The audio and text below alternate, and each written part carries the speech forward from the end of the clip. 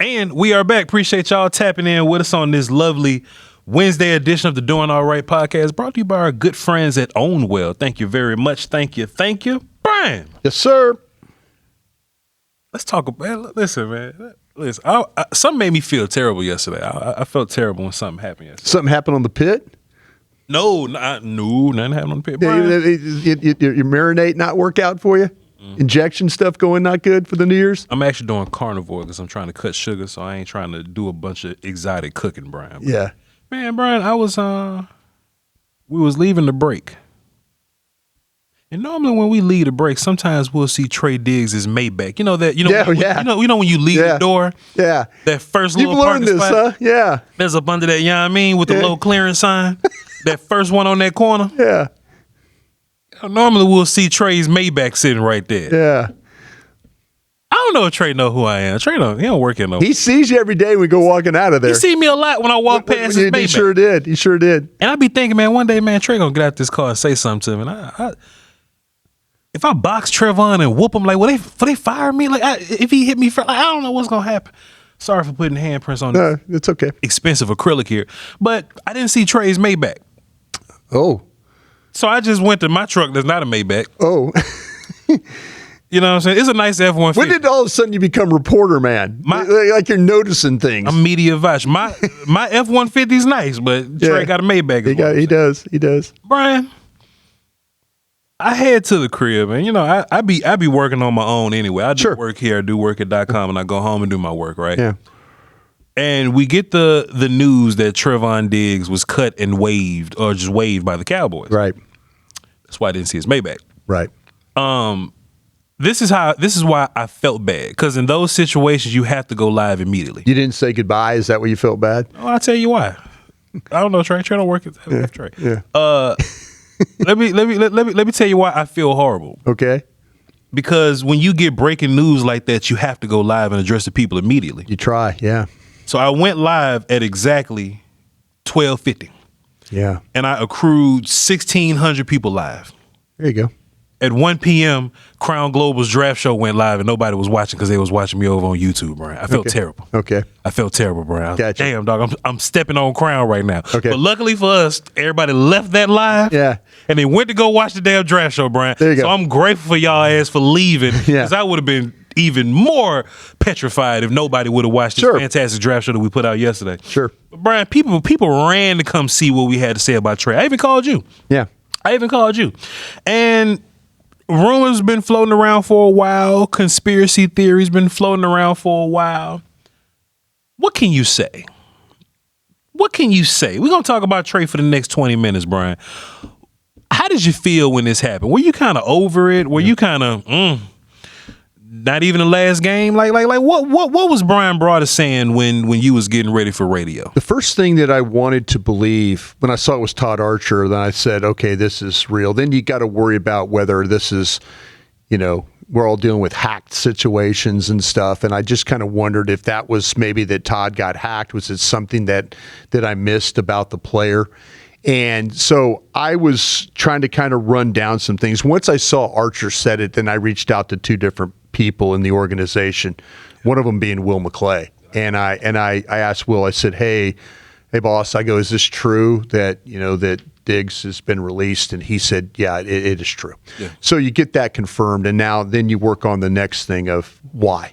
Why now? Yeah. So then you start to dive into some other things. Now I've asked them, now you move on to some other people in the organization and ask them, well, is there any kind of cap savings? Is there anything that you can benefit from this from?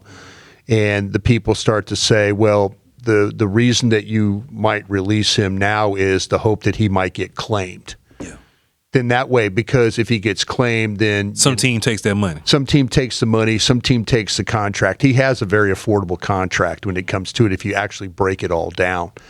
And so that's the next thing. So I'm looking at, okay, why would it be now? Well, what they're trying to do is get somebody to claim him.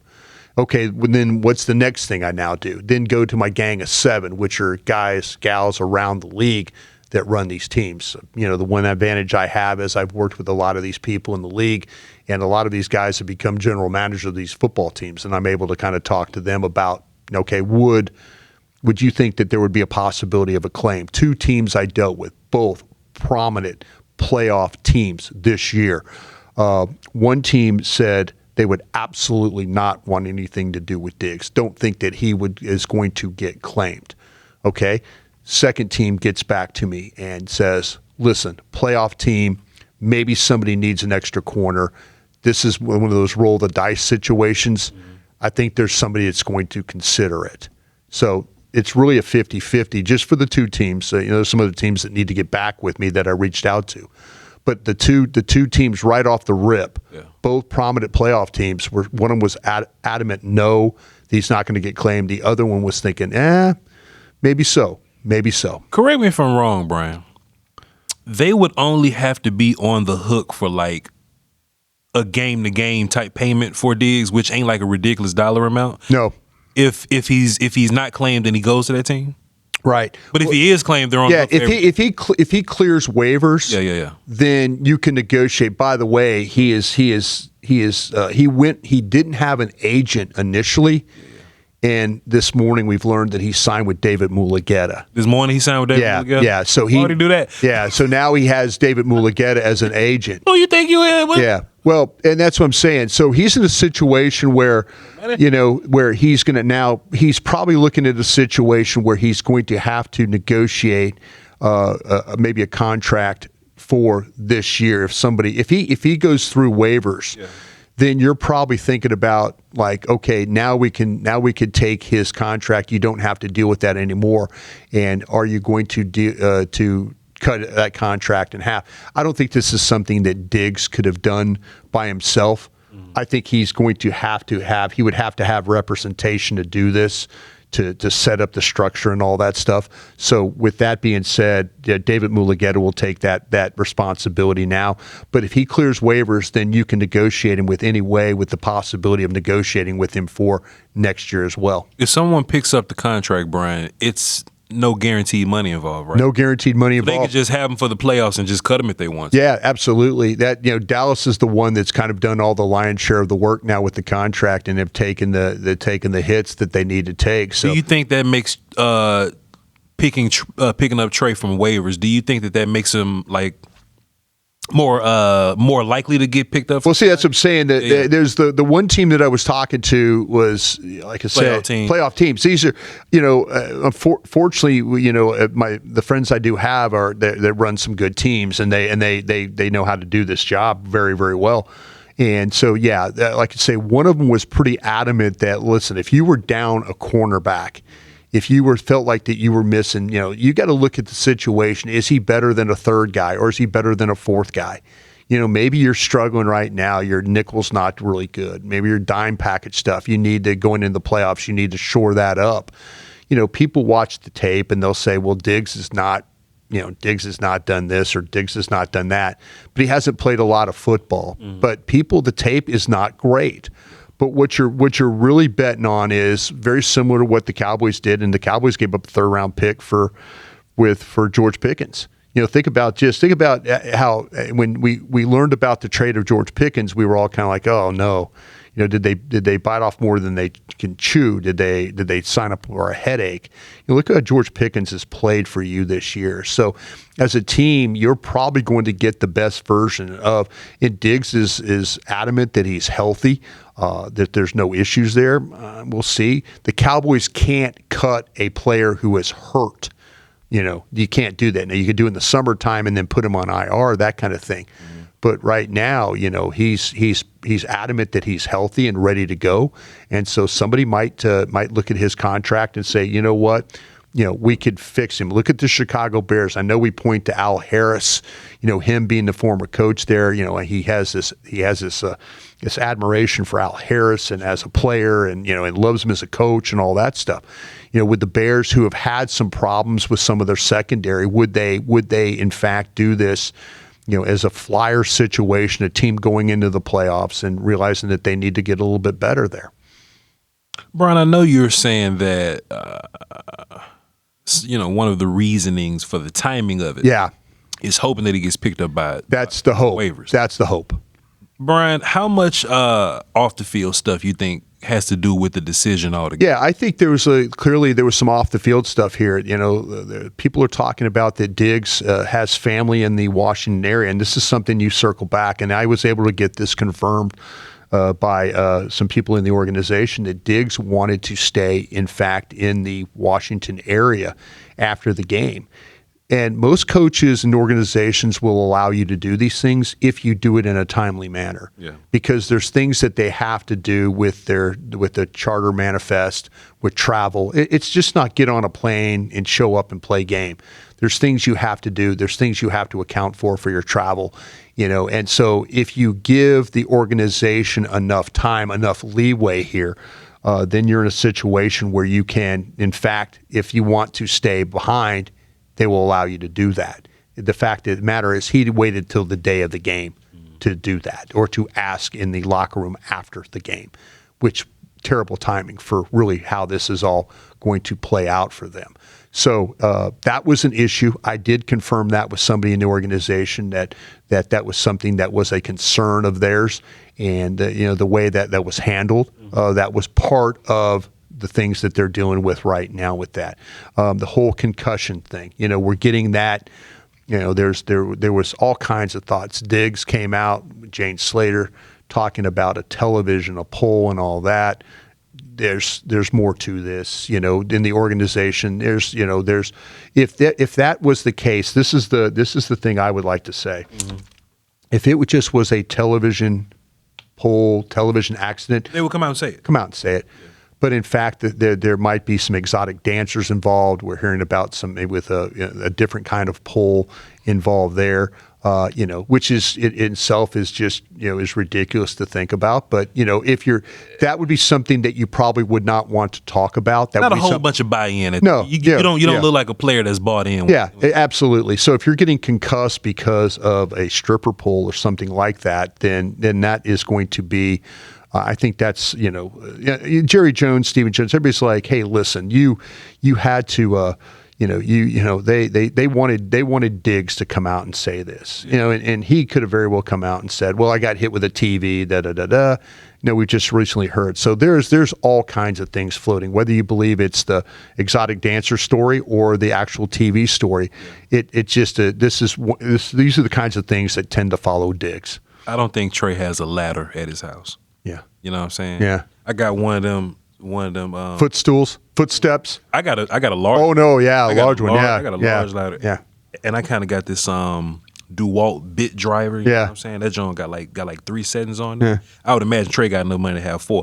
I don't think Trey's mounting his own TVs. Yeah. And concussing himself. I don't think that. To me, I'm not a handyman person myself. I dabble in trying to fix things. I do build chairs in our studio, which I've gotten pretty good at.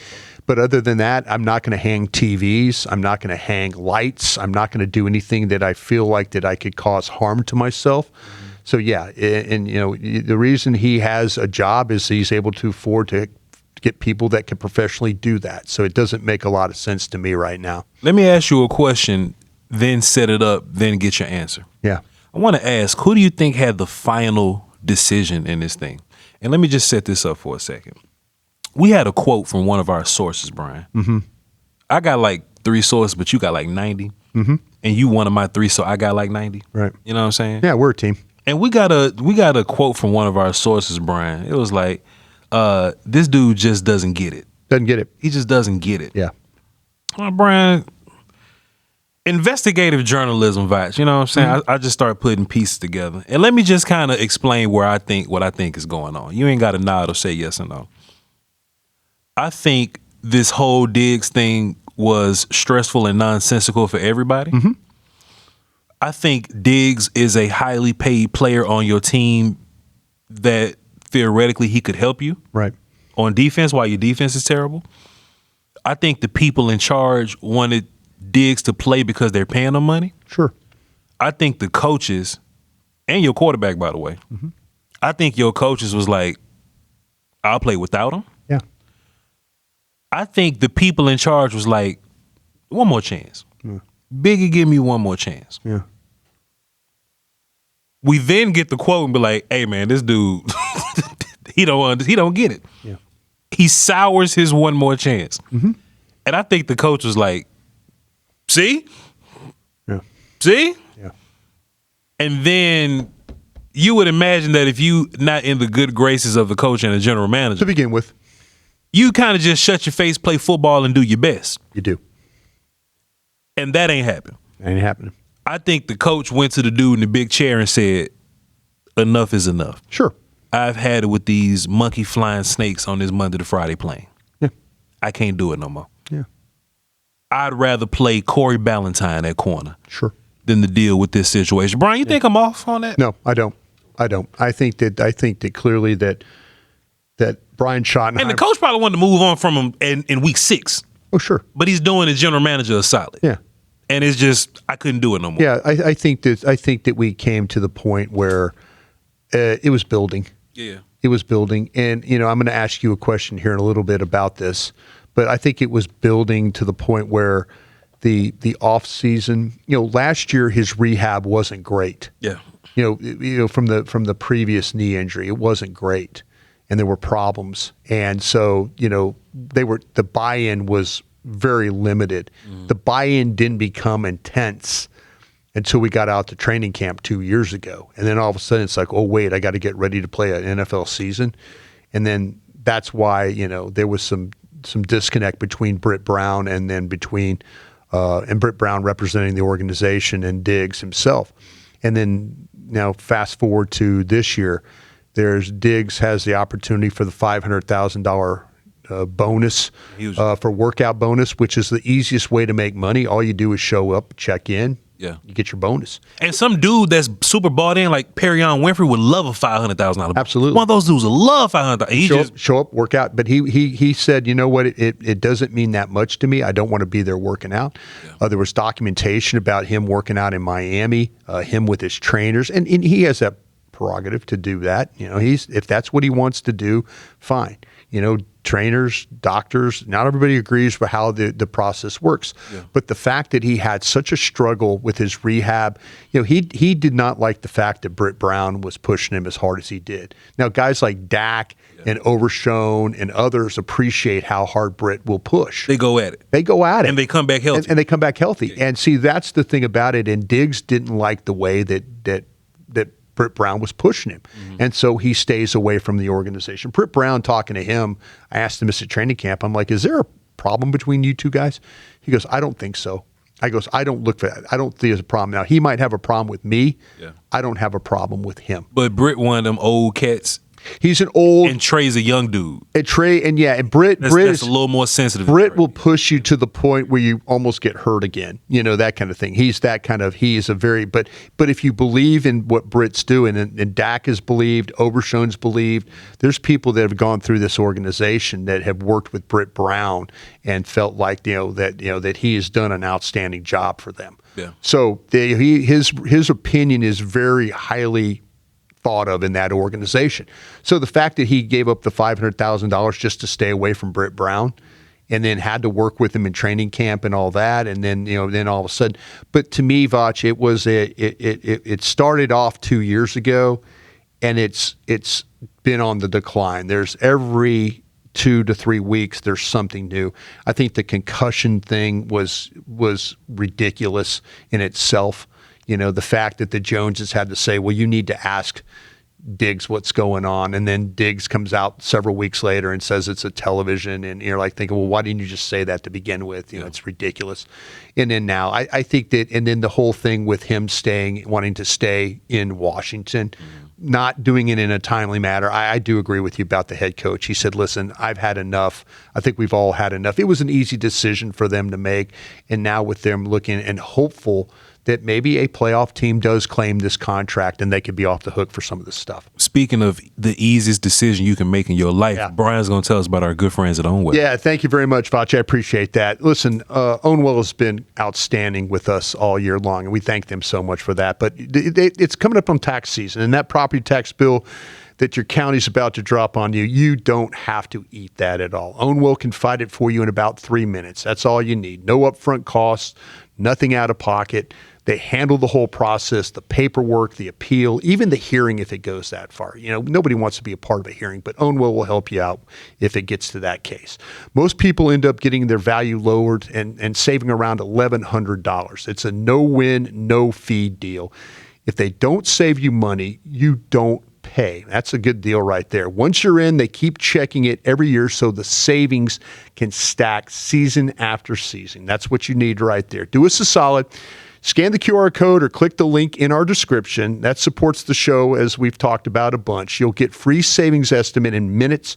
Ownwell keeps it simple. Less stress, Voch, lower tax bill, more money back. Everybody wins. Make sure you tell them that our show sent you.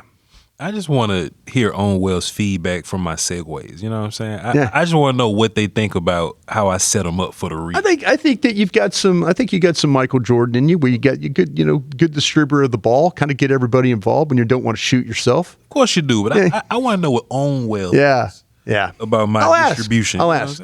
But you check them out this tax season, though. They will definitely help you for sure on your property tax. Ownwell ain't watching. Hey man, Brian, let me ask you a question. Yeah. You had a question for me. I did have a question for you. What you got for me, sir? How are we going to remember Diggs' career as a Dallas Cowboy? And I'm not going to ask you in a way of like, give me one word where you have to go disappointing, confusing. I don't want that. I'll give you some new ones. Yeah, just give me an idea of how you're going to remember Diggs as a player for you. People tend to remember the last thing that they saw from you. Yeah. They tend to remember what the majority was, like what happened the most, and the last thing that you did. For example, Tank Lawrence. Yeah. Tank Lawrence, for the most part, was a really good Cowboy, and I think people are going to remember him fondly. They're also going to remember that in this last playoff run, he was tired. Yeah. And they're going to always hold that against him, but I think they're going to think highly of Tank Lawrence in general. So for the most part, what you were, the majority of the time, and the last thing that they saw from you. In Trevon's case, he had a year where he was phenomenal. All pro year, Brian. His rookie year was cool too. He had some breakups. But what was that, the 21 season, 2021? Oh, Brian, what a year. What a time. I think Trey can't be remembered for that one season. Right. Because I think for the most part what you get from Trey is kind of gambling and giving up plays, and a dude that was good for 1 year. People are going to remember Trey for that 1 year, right? And pouting, and it feels like what quitting on a team is. You know what I'm saying? I think people are going to remember Trey for that. Man, think about Zeke, man. Yeah. Think about Zeke. I think Zeke had more weird seasons than great ones. You know what I'm saying? And then they're going to remember him for that. Like, that's his majority. What was the last thing I remember? Man, Zeke was terrible that last year. I think that's how this goes.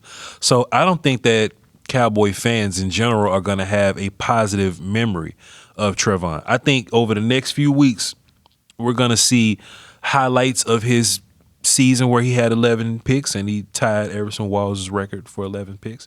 And Trey is going to go to some other team. I think he's going to catch an interception for some other team.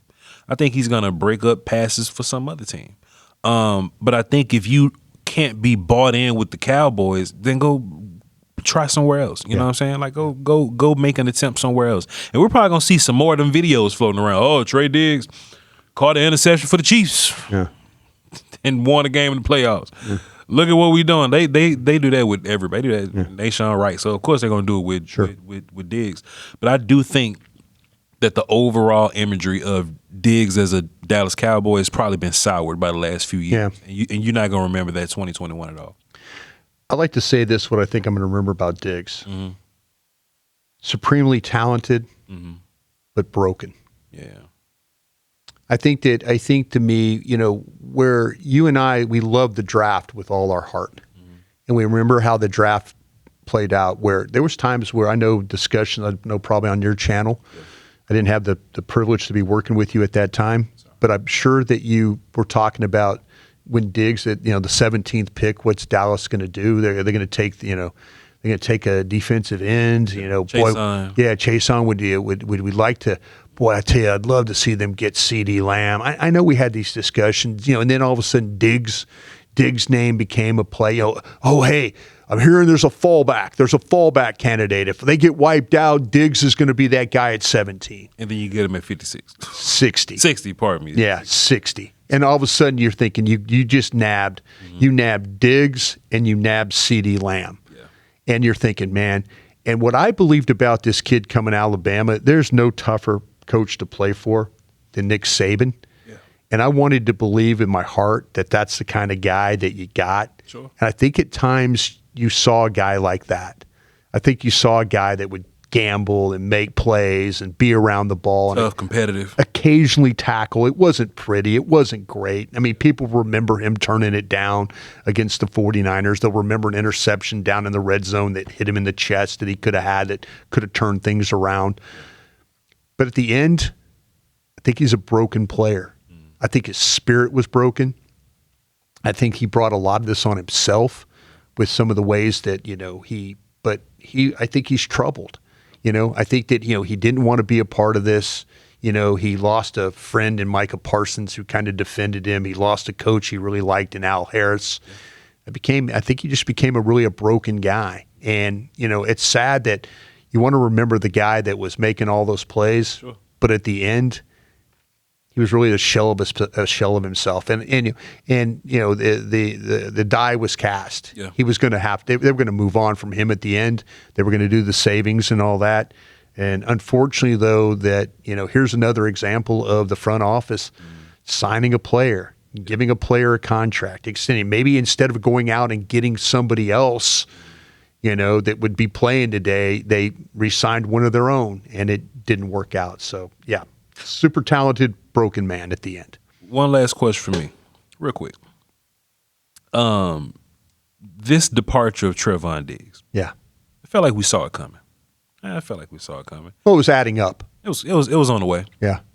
For some reason, even though we knew all this, Bryan, it feels like corner is more of an emergency now. Sure. So when we go into the draft, it's looking, even if you sign a veteran, you're still probably going to draft a corner, right? I think so. I think so. Now, what you have to think about, though, is too, and you and I will talk about this a bunch as we get into the draft season, we would love for free agency to be aggressive to where you give yourself some flexibility where if you needed to draft that offensive tackle. Yeah. Not Nolan Carroll, not Darryl Worley. Yeah, exactly. Go get, you're probably looking at defensive ends. Yeah. You're probably looking at corners. You're looking at linebackers for sure. Safety seems like a very far down the list thing as far as will they do it. Now, you and I would love for them to draft one of these guys, whether it's a Downs gets to. I just don't think it's going to happen. But you're in a situation right now where if you go into free agency and you bottom fish and you just say sign our own, then you and I are going to be talking about getting ready for another draft again. They have got to do something completely different. I mean, they can't go into this draft just locked into saying we're just going to take two defensive players and everything's going to be okay. Yeah. They need to have some flexibility to do this. And I want to believe that Jerry Jones at his advanced age is going to step up and do something about that. I want to believe because he's talked about some flexibility, not having to pay the Micah Parsons contract and stuff like that. So, yeah, they need to get some things done, but they need to have an off season that gives them flexibility for the draft. A lot of stuff to talk about, Bryan. Yeah. Got a long off season ahead of us, and every time something plays out, every development we get, we're going to come right up here on the Doing All Right. We're going to break it down for you, man. We appreciate y'all for tapping in with us on this lovely Wednesday edition. We will be working on Thursday. So y'all do your New Year's thing, whatever, and tune in to some Doing All Right whenever we drop it. We'll be back Friday. You want to do questions on Friday? Sounds good. We'll do some Q&A. Don't look for Bryan's Twitter page because it ain't active. I'm working on that, man. I got some high-level guys working on this thing. He got high level. we got M's being thrown around. Yeah, there you go. Millions of dollars. You know what I'm saying? There you go. What's your per diem for the day? I need you to work on Bryan's account, boy. Bryan got the people in here. Yeah, I'm trying. Shouts out to him, man. But you can tap in with him at Crown Global Media's Twitter page. So. Right. Check them out there. Check out all the other social links. You can find those links at crownglobalmedia.com. You can find the audio there, the shows, everything you're looking for. The merch, I'm looking at that Tumblr right there. It's nice. Go ahead and grab you one. The link is on the website, crownglobmedia.com. And I'm VOCHLOMBARDI. That's Bryan Broaddus. We love y'all to peace. We'll catch y'all next time. Happy New Year. Crown.